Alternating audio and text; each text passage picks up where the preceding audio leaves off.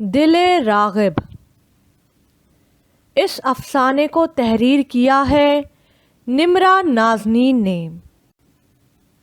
رات کے دوسرے پہر جہاں باہر سنسان راستے ویران تھے، وہیں کلب کے اندر کا منظر کچھ الگ ہی تھا۔ لاؤڈ میوزک اور ہر طرف ہلچل تھی۔ تیز لال نیلی لائٹیں جگمگ کر رہی تھیں۔ کوئی اپنی مستی میں جھوم رہا تھا تو کوئی سافٹ ڈرنک لیے گپے لگانے میں مصروف تھا۔ گلابی ڈریس میں ملبوس، فل میک اپ اور کھلے بالوں کے ساتھ وہ خوبصورت نقوش والی لڑکی ایک کونے میں کھڑی، ہاتھ میں سافٹ ڈرنک کا گلاس تھامے، میوزک کو انجوائے کرتے ہوئے اکیلے کھڑے ڈانس کر رہی تھی۔ اچانک کسی نے اسے مخاطب کرتے ہوئے کہا، اف، اتنا لاؤڈ میوزک! اس لاؤڈ میوزک نے تو میرے سر میں درد کر دیا ہے۔ سن بھی رہی ہو نا عالیہ؟ یار انم، بہت شور ہے، ذرا زور سے بولو۔ اسے جواب دیتے ہی اب وہ کلائی میں بندھی گھڑی کی طرف دیکھنے لگی۔ بے ساختہ اس کے منہ سے نکلا، اوہ، صبح کے 3:30 ہونے والے ہیں، آپ لوگ انجوائے کریں، میں گھر جا رہی ہوں۔ اس نے انم اور سامنے کھڑی اور 2 لڑکیوں کو مخاطب کرتے ہوئے کہا، okay bye bye, see you guys, take care. یہ کہتے ہی وہ تیزی سے باہر چل دی۔ اس نے گاڑی کی بیپ بجائی تو چوکیدار ہڑبڑا کر اٹھا۔ وہ گاڑی سے باہر نکلی، چابی چوکیدار کے ہاتھ میں تھمائی اور ترش نظروں سے دیکھتے ہوئے بولی، بابا گاڑی پارک کر دینا۔ چوکیدار نے یاجزی میں سر ہلایا اور اپنے کام میں لگ گیا۔ اب وہ دروازہ کھولنے کے لیے آگے بڑھی۔ اس نے دیکھا گیٹ لاک تھا۔ وہ پرس میں کچھ ڈھونڈنے لگی۔ او ایم جی، ڈور تو لاکڈ ہے اور میں جلدی میں گھر کی کیز تو لینا ہی بھول گئی۔ گھر پر تو سب سو رہے ہوں گے، اور اگر دروازہ بجایا تو امی کے لیکچرز۔ ایک کام کرتی ہوں، عائشہ کو کال کرتی ہوں۔ اب اس نے اپنے پرس سے فون نکالا اور نمبر ڈائل کرنے لگی۔ بیل جا رہی تھی لیکن کوئی فون ریسیو نہیں کر رہا تھا۔ دوسری بیل دینے پر فون اٹھا لیا گیا۔ ہلکی سی ڈوبی ہوئی آواز ابھری، ہیلو؟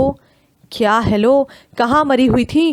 کب سے تمہیں کال کر رہی ہوں، دروازہ کھولو۔ یہ کہہ کر اس نے غصے سے فون کاٹ دیا۔ عائشہ کے آہستہ سے دروازہ کھولتے ہی وہ اس کی جانب سے منہ موڑ کر کرتے ہوئے اپنے کمرے کی جانب بڑھ ہی رہی تھی کہ اچانک اس کی سماعتوں سے ایک آواز ٹکرائی، عالیہ، اتنی دیر تک گھر سے باہر رہنا چھوڑ دو۔ اف عائشہ پلیز، میں نے تجھے دروازہ کھولنے کے لیے بلایا تھا، لیکچرز دینے کے لیے نہیں۔ مجھے نیند آ رہی ہے، سونے دو۔ فجر کی اذانیں اس علاقے کے تمام گھروں میں گونج رہی تھیں۔ اٹھ گئی بیٹا عائشہ؟ جی چچی جی۔ اچھا سنو، اس کمبخت عالیہ کو بھی اٹھانا۔ ویسے پتا تو ہے کہ اس نے نماز کے لیے اٹھنا تو ہے ہی نہیں، پر نماز کے لیے اٹھانا تو لازم ہے۔ کیا پتا کب ہدایت مل جائے۔ جی چچی۔ وہ بے یاد بستر پر پڑی تھی۔ اٹھو عالیہ، اٹھو نا، نماز پڑھ لو۔ اس نے اس کے منہ پر اوڑھی چادر ہٹاتے ہوئے کہا، کیا مسئلہ ہے تمہارے ساتھ عائشہ؟ پتہ بھی ہے، صبح کے 4 بجے سوئی ہوں میں، ساری نیند خراب کر دی۔ تمہیں نماز پڑھنی ہے پڑھو، ثواب کمانا ہے کماؤ، میری نیند خراب مت کرو، دفع ہو جاؤ۔ یہ کہتے ہی اس نے غصے سے دوسری جانب کروٹ لی۔ سلام پھیرتے ہی ہمنا بیگم نے عائشہ کے بجھے ہوئے چہرے کی جانب دیکھا تو بولی، عائشہ بیٹا، تم اس کی باتوں کا برا نہیں ماننا۔ تمہیں پتہ تو ہے یہ ساری رات دوسروں کے ساتھ پارٹی کرتی ہے اور دن بھر سوئی رہتی ہے، نماز کی جانب تو دیکھتی تک نہیں، صرف نام کی مسلمان ہے، دنیا میں غرق ہو کے رہ گئی ہے۔ اللہ اسے ہدایت دے۔ آمین چچی۔ عائشہ کے منہ سے بے ساختہ نکلا۔ عائشہ بیٹا، کیا کر رہی ہو؟ بس چچی، یہ ناشتے کے کچھ برتن ہیں، سوچا دھو لوں۔ اچھا بیٹا ٹھیک ہے، تم دھو لو، میں انہیں صاف کر کے رکھ دیتی ہوں، پھر مل کر دوپہر کے کھانے کی تیاری کریں گے۔ کمرے کے چاروں کونوں میں کپڑوں کا بوچھال تھا۔ وہ گنگناتی، برش ہاتھ میں تھامے گالوں پر بلش لگا رہی تھی۔ Almost done. اس نے خود کو ایک نظر آئینے میں دیکھا۔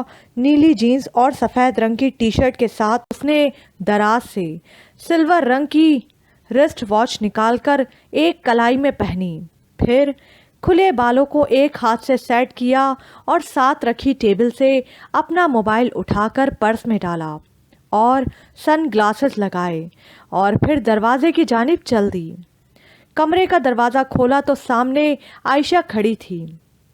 یہ اتنا سج دھج کے کہاں جا رہی ہو؟ تم سے مطلب؟ ہٹو سامنے سے عائشہ، اس نے منہ چڑھاتے ہوئے کہا۔ بدتمیزی نہیں کرو عالیہ، میں دیکھ رہی ہوں کہ آج کل تم عائشہ سے بہت بدتمیزی کرنے لگی ہو۔ اف امی اب آپ بھی۔ یہ سنتے ہی عائشہ وہاں سے چلی گئی۔ عائشہ، دیکھا چلی گئی نا، کتنی بار سمجھایا ہے عالیہ تمہیں کہ وہ بن ماں باپ کی بچی ہے، احساس کرے گی۔ ہاں ہاں مجھے پتا ہے، آپ کا وہی گھسا پٹا ڈائلاگ چھوٹی سی تھی جب اس کے ماں باپ کا کار ایکسیڈنٹ میں انتقال ہو گیا تھا۔ ابو مرحوم اور آپ نے اسے بہت پیار سے پالا ہے، واٹ ایور۔ ماتھے پر بل ڈالتے چڑھتی ہوئی وہ تیزی سے جانے لگی۔ کہاں جا رہی ہو؟ بتا کے جاؤ۔ دوستوں کے ساتھ جا رہی ہوں، شام تک آ جاؤں گی۔ یہ کہتے ہی اس نے دھڑام سے دروازہ بند کیا۔ اس کی ماں تیزی سے اس کے پیچھے بھاگی، باہر کا دروازہ کھولتے ہوئے بولی، سنو لڑکی، تم بہت بگڑ گئی ہو۔ یہ اتنی دیر تک گھر سے باہر رہنا اچھا ہوتا ہے کیا لڑکیوں کا؟ نماز قرآن پڑھا کرو، برائیوں سے دور رہو گی۔ اب میں جاؤں؟ اس نے گاڑی کی چابی دکھاتے ہوئے کہا۔ اچھا سنو لڑکی، آج جلدی گھر آ جانا۔ آج تمہاری پھپھو کا بیٹا ایان UK سے پاکستان آ رہا ہے، وہ کیا سوچے گا تمہارے بارے میں؟ واہ واہ، UK سے رہا ہے، پھر بھی سوچے گا۔ کیا کہا عالیہ تم نے؟ کچھ نہیں۔ اچھا میں آ جاؤں گی۔ ٹھیک ہے۔ یہ کہتے ہی وہ گاڑی میں بیٹھی، گاڑی اسٹارٹ کی اور تیزی سے نکل گئی۔ ایان بیٹا، یہ کباب لو نا۔ جی ممانی، بس بہت ہیں۔ اچھا، اور امی کیسی ہیں تمہاری، اور آج کل کیا کر رہی ہیں؟ جی ٹھیک ہیں، بس ہر وقت میرے پیچھے پڑی رہتی ہیں کہ میری جلد از جلد شادی ہو جائے۔ ہاں تو بیٹا، ان کا خیال برا تو نہیں؟ جی ممانی، میں کب منع کر رہا ہوں۔ عالیہ کہاں ہے؟ نظر نہیں آ رہی وہ اپنے دوستوں کے ساتھ باہر گئی ہے، آتی ہوگی۔ عائشہ نے ایان کو بریانی سرو کرتے ہوئے کہا۔ ارے بس، اور نہیں لوں گا میں۔ ایان نے عائشہ کا ہاتھ روکا۔ لو آ گئی عالیہ، ہمنا بیگم نے باہر کی جانب دیکھتے ہوئے کہا۔ اندر آتے ہی عالیہ کی نگاہ جب ایان کے وجی چہرے پر پڑی تو بے ساختہ اس کے منہ سے نکلا، واو ایان بھائی، آپ تو بہت ہی ہینڈسم ہو گئے ہیں۔ تم بھی کافی پریٹی ہو گئی ہو عالیہ، کیسی ہو؟ عالیہ نے مسکراتے ہوئے جواب دیا، بالکل فٹ فاٹ، آپ بتائیں۔ یہ کہتے ہی وہ کرسی کھینچ کے بیٹھ گئی۔ وہ بیڈ پر بیٹھی، ہاتھوں میں کشن تھامے گہری سوچ میں گم تھی۔ اس کی آنکھوں کے سامنے ایان کا چہرہ بار بار آ رہا تھا۔ ایان بھائی کافی اچھے ہیں، ان کی شخصیت بھی کافی دل فریب ہے۔ یہ آج مجھے کیا ہو گیا ہے؟ بار بار ایان بھائی کا چہرہ کیوں میرے خیالوں میں آ رہا ہے؟ ان کی باتیں میرے کانوں میں گونج رہی ہیں۔ کیا مجھے ان سے محبت ہو گئی ہے؟ وہ مسکرائی۔ نہیں نہیں، شاید میں پاگل ہو گئی ہوں۔ یہ سوچتے ہی وہ لیٹ گئی اور نہ جانے کب نیند کی آغوش میں چلی گئی۔ ایک بار پھر اس علاقے میں فجر کی اذانیں گونجنے لگیں۔ اذانوں سے عالیہ کی آنکھ کھلی۔ اس نے دیکھا واش روم کی لائٹ آن تھی۔ عائشہ، تم کیا کر رہی ہو؟ عائشہ چونکتے ہوئے باہر آئی۔ ارے عالیہ، تم اتنی جلدی کیوں اٹھ گئیں؟ کچھ چاہیے کیا؟ عائشہ، تم نماز پڑھو گی؟ ہاں، میں نماز پڑھنے لگی ہوں۔ سنو عائشہ، مجھے بھی وضو اور نماز سکھاؤ گی؟ مجھے بھی پڑھنی ہے۔ ہاں کیوں نہیں۔ عائشہ کے چہرے پر خوشی کی لہر دوڑی۔ چلو اپنے سر پر دوپٹہ اوڑھو۔ رکو، پہلے اپنے یہ لمبے لمبے ناخن کاٹو، اور بلکہ پہلے ان پر لگا نیل پینٹ بھی اتارو۔ وہ تو ٹھیک ہے عائشہ، پر اللہ تو نیتوں کو دیکھتا ہے۔ اس نے اپنے نیل پالش سے سجے ناخنوں کی جانب دیکھتے ہوئے دھیمے لہجے میں کہا۔ بے شک عالیہ، اللہ تعالیٰ نیتوں کو دیکھتا ہے، لیکن ہر کام کے کچھ اصول ہوتے ہیں۔ اسی طرح اللہ تعالیٰ کی عبادت بھی نہایت احترام طریقے سے کرنی چاہیے۔ اس نے دوپٹے کے ایک پلو سے اس کے سر پر اڑاتے ہوئے کہا۔ عالیہ نے مسکرا کر حامی بھرنے کا انداز ظاہر کیا۔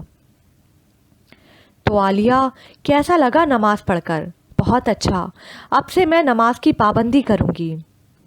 گزرتے وقت کے ساتھ عالیہ کی تبدیلی سب کو محسوس ہوئی۔ گھر والے اس کی اس تبدیلی پر بہت حیران تھے، مگر ان کی یہ حیرانی خوشی میں ڈوبی تھی، کیونکہ عالیہ کی یہ تبدیلی نیکی سے منسوب تھی۔ دیکھا چچی جان، عالیہ کتنی سدھر گئی ہے۔ جس کے شب و روز کلب میں گزرا کرتے تھے، اب اس کے شب و روز عبادت میں گزرتے ہیں۔ صحیح کہہ رہی ہو عائشہ، الحمدللہ، اللہ کا شکر ہے کہ اللہ نے اسے ہدایت دی۔ وہ دونوں کچن میں کھڑی باتیں کر رہی تھی کہ اتنے میں دروازے کی بیل بجی۔ چچی جان آپ بیٹھیں، میں کھولتی ہوں، اس نے ڈائننگ ٹیبل کی کرسی سرکاتے ہوئے کہا۔ عائشہ نے جب دروازہ کھولا تو خوشی سے پھولے نہیں سمائی۔ السلام علیکم۔ ارے پھپھو جان، آپ یہاں پاکستان UK سے، وہ بھی اچانک؟ وعلیکم السلام، بس میں نے سوچا کہ تم لوگوں کو سرپرائز دوں گی، پھپھو نے عائشہ کو گلے لگاتے ہوئے کہا۔ بھابھی کہاں ہیں؟ آئیں اندر آئیں پھپھو، وہ کچن میں ہیں۔ لان میں کرسیوں پر بیٹھی تینوں اکٹھے بیٹھے چائے پی رہے تھے۔ پھر بھی آمنہ بتاتی تو صحیح۔ ارے بھابھی، سرپرائز جو دینا تھا۔ آپ یہ سب چھوڑیں، یہ بتائیں کہ ایان کہاں ہے؟ وہ کسی کام کے سلسلے میں باہر جا رہے تھے، جاتے ہوئے بتا گئے تھے کہ مومانی کو بتا دینا۔ آمنہ بیگم نے مسکرا کر عائشہ کی جانب دیکھتے ہوئے اچھا کہا۔ اتنے میں عالیہ تیزی سے دوڑنے کے سے انداز میں آئی اور پھپھو کو گلے لگا لیا۔ السلام علیکم، کیسی ہیں پھپھو جان؟ وعلیکم السلام، میں ٹھیک، اور میرا بچہ کیسا ہے؟ بالکل ٹھیک، اور آپ کو دیکھ کے اور بھی زیادہ ٹھیک، عالیہ نے مسکراتے ہوئے کہا۔ رات کے کھانے پر عمدہ خوشبو اور ذائقے دار پکوانوں سے سجی میز کے سامنے کرسیاں جوڑے سب اکٹھے بیٹھے کھانوں سے لطف اندوز ہو رہے تھے۔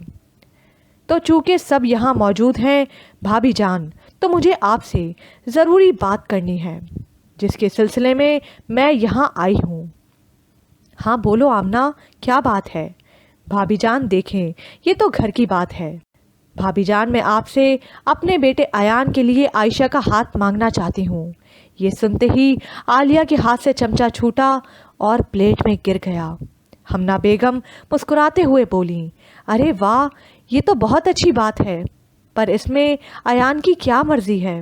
ارے بھابھی، ایان کی مرضی ہی سے تو میں یہاں یہ رشتہ مانگ رہی ہوں۔ کیوں عائشہ بیٹا، تمہیں کوئی اعتراض تو نہیں؟ آمنہ نے پیار سے عائشہ سے اس کی مرضی جاننے کی کوشش کی۔ عائشہ نظریں جھکائے شرماتے ہوئے آہستہ سے بولی، جی آپ لوگ جیسا ٹھیک سمجھیں۔ ارے واہ، یہ تو بہت اچھی۔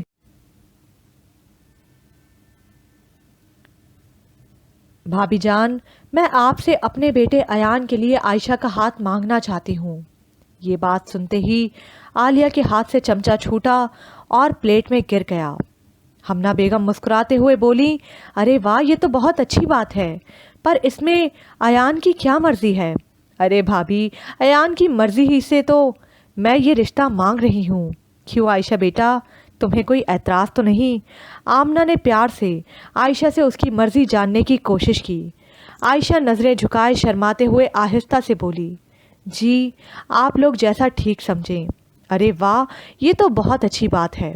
پھپھو نے جلدی سے ملازمہ سے اپنا پرس منگوایا اور پرس سے انگوٹھی نکالتے ہوئے ایان کے ہاتھ میں تھمائی۔ یہ لو بیٹا ایان، یہ انگوٹھی عائشہ کو پہنا دو۔ ایان نے مسکراتے ہوئے ہاتھ بڑھایا۔ ارے آمنہ، کھانا تو صحیح سے کھا لو، پھر آرام سے سب کریں گے۔ عالیہ کی آنکھیں بھر آئیں۔ بس میرا ہو گیا۔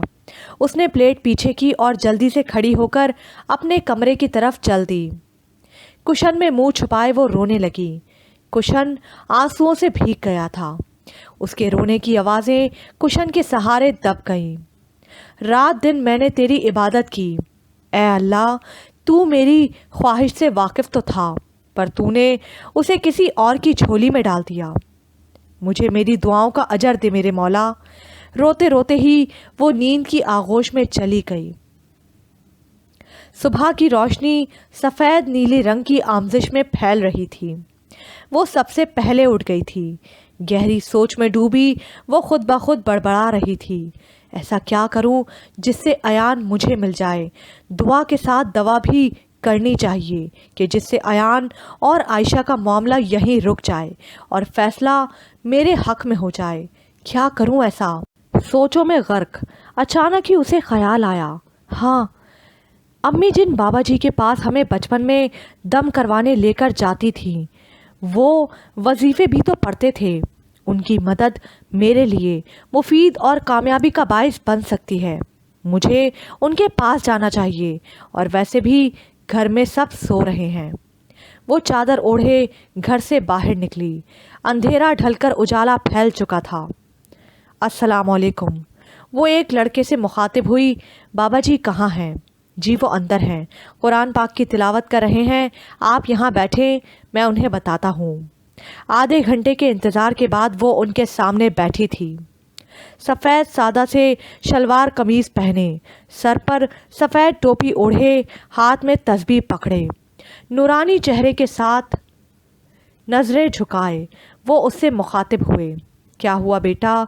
उसने लरसते हुए झिझकते हुए जवाब दिया। वो बाबा जी। वो रुकी। बाबा जी मुस्कुराए। किसी बशर की मोहब्बत में चूर हो गई हो? हाँ, लेकिन आपको कैसे मालूम?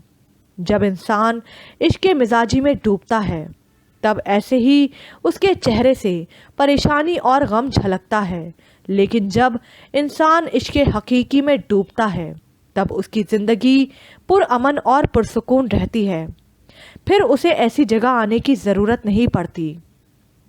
बाबा जी, आप मुझे कोई ऐसा वजीफ़ा बताएं जिससे वो आयशा का नहीं मेरा हो जाए। बाबा ने तेज़ आवाज़ में जोश से कहा। तुम और मैं कौन होते हैं अल्लाह के कामों में मुदाखलत करने वाले? किसी को किसी की किस्मत में लिखना, ये सब अल्लाह ही के काम हैं। हम तो बस उसके फ़ैसले के ग़ुलाम हैं। मगर दुआएं तो तकदीरें बदल देती हैं ना। तुम्हें अपनी दुआओं पर इतना यकीन है तो दुआ करो और अल्लाह के फ़ैसले का इंतज़ार करो, मगर ये गुरूर ना करना कि तुम जो मांगोगी वो मिल जाएगा, क्योंकि इंसान नफ्स में चूर होकर अल्लाह से खसारा ही मांगता है। हाँ, अल्लाह की ज़ात पे गुरूर रखना कि वो इंसान को देता ज़रूर है, मगर बेहतर। तो आप मेरी कोई मदद नहीं करेंगे? वो रूहान सी हुई। बाबा जी नरमी से बोले, नहीं। वो तेज़ी से उठकर बाहर चल दी। वो बड़े बड़े कदम उठाते तेज़ी से सड़क के किनारे चल रही थी कि अचानक किसी ने उसे मुखातिब किया। अरे आलिया, तुम बाबा जी के घर क्या करने गई थी? और ये तुमने अपना क्या हुलिया बना रखा है? शॉर्ट शर्ट और जीन्स पहनने वाली ने आज सर से पैर तक सादी सी चादर ओढ़ी हुई है और मुंह पर ज़रा सा भी मेकअप नहीं है। ये क्या? सहर ने उसके हाथ थामते हुए कहा। तुम्हारे नेल्स काट दिए तुमने और अब तो तुम पार्टीज में भी नहीं आती हो। सहर, आगे से हटो और जाने दो मुझे, उसने बेरुखी से कहा। अरे आलिया, मेरी बात तो सुनो, तंजिया कहका लगाते हुए वो बोली। आलिया चूँकि पहले ही बहुत गुस्से में थी, एक थप्पड़ उसके मुंह पर दे मारा और उसे धक्का देकर साइड पर करते हुए वहाँ से चल दी। घर में दाखिल होते ही अयान ने उसे मुखातिब किया। अरे आलिया, ये तुम इतनी सुबह सुबह कहाँ चली गई थी? आलिया ने आहिस्ता से कहा। आपको हासिल करने। हाँ? क्या कहा? मैंने सुना नहीं, ज़रा ज़ोर से बोलो। वो मेरी एक दोस्त की तबीयत बहुत ख़राब थी तो उसकी खैरियत दरियाफ्त करने गई थी। अच्छा, अब कैसी है वो? हाँ बस अब ठीक है, मैं आती हूँ। ये कहते ही वो अपने कमरे की तरफ चली तो अचानक फुप्पो ने उसे मुखातिब किया। आओ बेटा, हमारे साथ नाश्ता करो। नहीं फुप्पो, मुझे भूख नहीं, ये कहकर वो अपने कमरे में चली गई। देखे भाभी, अयान एक काम के सिलसिले में पाकिस्तान आया था तो उसका अब काम ख़त्म हो गया है اور ہم واپس جانے سے پہلے شادی کی تاریخ طے کرنا چاہتے ہیں تاکہ واپس آ کر عائشہ کو اپنی بیٹی بنا کر لے جائیں۔ کمرے میں بیٹھے اس کی سماعتوں سے یہ آواز ٹکرائی تو عالیہ کا من بھر آیا اور اس نے لبوں سے سرگوشی کی، اے قسمتوں کے فیصلے لکھنے والے، میری دعاؤں کو سن لے۔ وہ سیڑھیوں سے تیزی سے اترتے ہی کچن کی جانب بڑھی۔ عائشہ سنو، سب گھر والے کہاں ہیں؟ وہ امی اور پھپھو ذرا مارکیٹ گئی ہیں۔ سنو عالیہ، یہ چائے ذرا ایان کو دے آؤ گی، وہ اپنے کمرے میں ہیں، جب تک میں برتن دھو لوں۔ کمرے کا دروازہ نوک کرتے ہوئے اس نے پوچھا، کیا میں اندر آ سکتی ہوں؟ بالکل سر، پریٹی گرل، وہ بھی ہمارے کمرے میں، اس نے ٹرے سے چائے کا مگ اٹھاتے ہوئے کہا۔ کیا میں آپ کو واقعی اچھی لگتی ہوں؟ اس کے جذبات اندر ہی اندر گھٹ رہے تھے۔